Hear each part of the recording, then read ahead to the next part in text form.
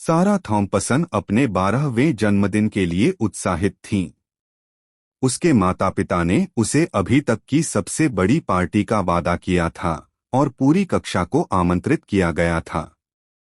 गुब्बारे, एक जोकर, खेल और सबसे बड़ा केक जो उसने कभी देखा था। यह एकदम सही होने वाला था। पार्टी से 2 हफ्ते पहले सारा को स्कूल में अपने लॉकर में एक रहस्यमय अलंकृत लिफाफा मिला। यह उसके द्वारा प्राप्त सामान्य जन्मदिन कार्ड से अलग था। अंदर सुंदर घसीट में लिखे वृद्ध पीले कागज पर एक हस्तनिर्मित निमंत्रण था। प्रिय सारा, आप सौहार्दपूर्वक अपने सम्मान में एक विशेष जन्मदिन समारोह के लिए आमंत्रित कर रहे हैं। एक रात के लिए अपने जन्मदिन पर आधी रात को 13 विलो लेन पर आएं, आप कभी नहीं भूलेंगे, एक दोस्त। सारा हैरान थी। वह विलो लेन पर रहने वाले किसी को नहीं जानती थी और निमंत्रण में प्रेषक का नाम नहीं था। उसने इसे अपने सबसे अच्छे दोस्त एमिली को दिखाया, जिसने इसे एक शरारत के रूप में खारिज कर दिया। लेकिन निमंत्रण के बारे में कुछ सारा ने साजिश की। उसने इसे अपने माता पिता से गुप्त रखने का फैसला किया। सारा के जन्मदिन का दिन आ गया और पार्टी वह सब कुछ थी जिसकी उसे उम्मीद थी। उसके दोस्त आ गए और घर हंसी और उत्साह से भर गया। जोकर प्रफुल्लित करने वाला था, खेल मजेदार थे और केक बहुत बड़ा और स्वादिष्ट था। लेकिन जैसे ही शाम हुई, सारा निमंत्रण के बारे में सोचना बंद नहीं कर सकी। सभी के जाने के बाद और उसके माता पिता बिस्तर पर चले गए थे, सारा चुपचाप कपड़े पहने और घर से बाहर निकल गई। रात ठंडी थी और सड़कें खाली थीं। उसने 13 विलो लेन के लिए अपना रास्ता बनाते हुए भय और उत्तेजना का रोमांच महसूस किया। 13 विलो लेन का घर एक पुरानी परित्यक्त हवेली थी। यह रात आकाश के खिलाफ अंधेरा और पूर्वाभास लग रहा था। वापस बारी चाहिए, लेकिन उसकी जिज्ञासा उसे बेहतर मिला। उसने गेट को खुला धकेल दिया और चरमराती सीढ़ियों से सामने के दरवाजे तक चली गई। जैसे ही सारा दरवाजे के पास पहुंची, वह अपने आप खुल गई। उसने अंदर कदम रखा, उसके नक्शे एकदम खाली दालान में गूंज रहे थे। दीवारों पर भयानक छाया डालते हुए टिमटिमाती मोमबत्तियों द्वारा इंटीरियर को मंद रूप से जलाया गया था। उसने फोन किया, लेकिन उसकी आवाज अंधेरे से निगल गई। अचानक दालान के अंत में एक आकृति दिखाई दी। यह एक लंबा, पतला आदमी था जो पुराने जमाने के सूट पहने हुए था। उसका चेहरा पीला था, लगभग भूतिया था, और उसकी आंखें मोमबत्ती की रोशनी में चमक रही थीं। स्वागत है, सारा, उन्होंने कहा। उनकी आवाज चिकनी और ठंडी है। मैं आपसे उम्मीद कर रहा था।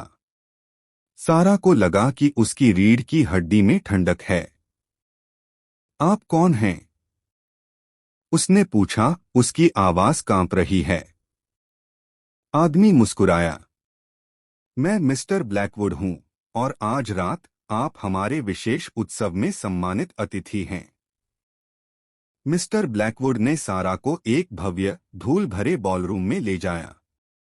कमरा भूतिया आकृतियों से भरा था, उनके चेहरे खाली और अभिव्यक्तिहीन थे। वे पुराने जमाने के कपड़े पहने हुए थे और उनकी आंखें उसकी हर चाल का अनुसरण करती थीं। वे कौन हैं? सारा फुसफुसाया। वे पार्टी के मेहमान हैं। मिस्टर ब्लैकवुड ने जवाब दिया, वे आपका इंतजार कर रहे थे। आंकड़े हिलने लगे, फर्श पर ग्लाइडिंग कर रहे थे, जैसे कि वे एक मूक धुन पर नाच रहे हों।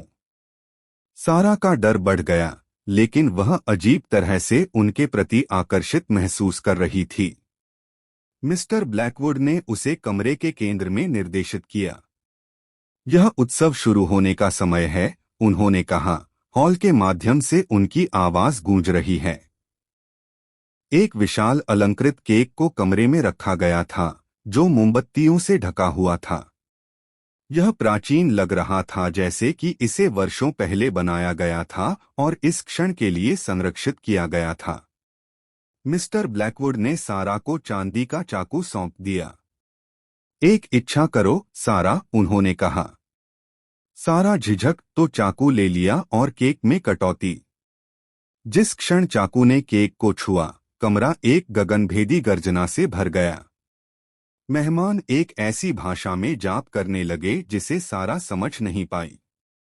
दीवारों में बंद करने के लिए लग रहा था और हवा एकदम घुट अंधेरे के साथ मोटी बढ़ी। अराजकता के बीच मिस्टर रॉक ब्लैकवुड सारा के करीब झुक गया। आपकी इच्छा क्या है सारा? उसने पूछा। उसकी आंखें उसकी आंखों में उबाऊ हैं। सारा मन निकल गया। वह सुरक्षित रहना चाहती थी, अपने परिवार के साथ घर वापस आना चाहती थी। वह चाहती थी कि यह दुःस्वप्न समाप्त हो जाए। मैं घर जाना चाहती हूँ, वह फुसफुसाए। मिस्टर ब्लैकवुड की मुस्कान चौड़ी हो गई। जैसा तुम चाहो। कमरा उसके चारों ओर घूमता था, जब जोर से बढ़ता था और फिर सब कुछ काला हो जाता था। सारा अपने बिस्तर में एक शुरुआत के साथ जाग गई। वह पसीने में भीग गई थी, उसका दिल धड़क रहा था। सूरज की पहली किरणें उसकी खिड़की से झांक रही थीं। उसने चारों ओर देखा, आधा बॉलरूम से भूतिया आंकड़े देखने की उम्मीद कर रहा था, लेकिन सब कुछ सामान्य था। क्या यह सब एक सपना था? वह उठी और अपने कैलेंडर को देखा। तारीख परिक्रमा की गई, उसका जन्मदिन। वह एक अस्पष्ट असहज महसूस कर रही थी, लेकिन उसे याद नहीं था कि क्यों। नीचे उसके माता पिता ने उसे मुस्कान और जन्मदिन की शुभकामनाओं के साथ बधाई दी। घर सजावट से भरा था और उसके दोस्त पार्टी के लिए आ रहे थे। सब कुछ सही लग रहा था, लेकिन सारा इस भावना को हिला नहीं सकती थी कि कुछ गलत था। जैसे जैसे दिन बीतता गया, अजीब चीजें होने लगीं। छाया अपने आप चली गई, फुसफुसाते हुए हवा भर गई और सारा को लगा जैसे उसे देखा जा रहा है। उस रात जब वह बिस्तर के लिए तैयार हो रही थी, उसने अपनी बाह पर एक अजीब निशान देखा, एक छोटा जटिल प्रतीक जो ऐसा लग रहा था कि उसकी त्वचा में जल गया था। पिछली रात की यादों के रूप में आतंक सेठ वापस बाढ़ आ गई। उसे निमंत्रण, परित्यक्त घर, मिस्टर ब्लैकवुड और विष याद आया। उसे डर के साथ एहसास हुआ कि यह सब वास्तविक था। जवाब खोजने के लिए दृढ़ संकल्प, सारा ने 13 विलो लेन पर वापस जाने का फैसला किया। वह एक बार फिर घर से बाहर निकल गई और हवेली के लिए अपना रास्ता बना लिया। घर जैसा दिखता था वैसा ही रात पहले, अंधेरा और पूर्वाभास। जैसे ही वह पास आई, सामने का दरवाजा खुला और उसने अंदर कदम रखा। दालान खाली था और मोमबत्तियां चली गईं। उसने फोन किया, लेकिन कोई जवाब नहीं मिला। वह घर के माध्यम से चला गया, उसके नक्शेकदम पर चुप्पी में गूंज। अचानक उसने अपने कंधे पर एक ठंडा हाथ महसूस किया। वह मिस्टर ब्लैकवुड को उसके पीछे खड़े देखने के लिए घूमा, उसकी आंखें अंधेरे में चमक रही थीं। तुम वापस आ गए, उन्होंने कहा, उनकी आवाज एक कानाफूसी। तुम मुझे यहाँ क्यों लाए? सारा ने मांग की, उसकी आवाज कांप रही थी। मिस्टर ब्लैकवुड की अभिव्यक्ति नरम हो गई। आप चुने गए थे, सारा। हर साल उनके 12वें जन्मदिन पर आपके शहर के एक बच्चे को पार्टी में आमंत्रित किया जाता है। यह एक परंपरा है जो सदियों से चली आ रही है। सारा को क्रोध और भय की लहर महसूस हुई। मैं घर जाना चाहता हूं। मैं इसका हिस्सा नहीं बनना चाहता।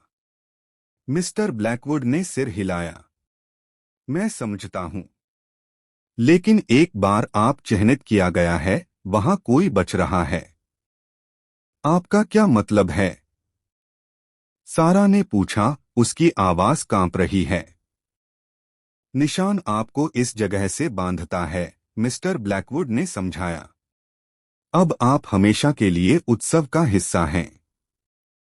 सारा ने अपने भाग्य को स्वीकार करने से इनकार कर दिया। वह मुड़ी और दौड़ी, उसका दिल उसके सीने में तेज हो गया। वह अंधेरे हॉलवे के माध्यम से निकल गई, एक रास्ता खोजने के लिए बेताब। भूतिया आंकड़े फिर से प्रकट हुए, उसके पास पहुंचे, उनके चेहरे दुहक में मुड़ गए। वह सामने के दरवाजे से और रात में बाहर फट गया।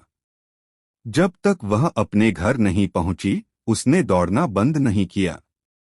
उसने अपने पीछे का दरवाजा पटक दिया, पुताई की और घबरा गई। उसके माता पिता ने उसे अपने कमरे में जकड़ा हुआ पाया, उसकी बाह पर निशान लगा दिया। उन्हें समझ नहीं आया कि क्या हुआ था, लेकिन वे जानते थे कि कुछ बहुत गलत था।